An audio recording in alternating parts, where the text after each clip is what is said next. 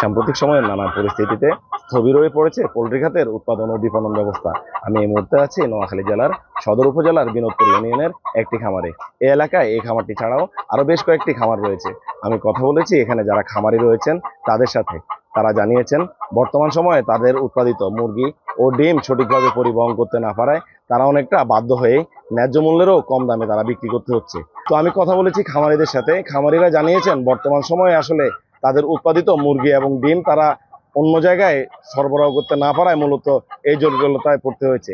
এছাড়া অধিকাংশ খামারে যেগুলোতে তারা বিদ্যুতের প্রিপেড মিটার ব্যবহার করছেন, অনেকেরই মিটারে তাদের রিচার্জ শেষ হয়ে যাওয়ার কারণে বিদ্যুৎ সংযোগ বিচ্ছিন্ন হয়ে গেছে। যার কারণে কিন্তু এখানে উৎপাদিত যে সকল মুরগিগুলো রয়েছে সেগুলো আলো এবং অতিরিক্ত গরমে অনেক মুরগি মারা যাওয়ার খবর আমরা পেয়েছি।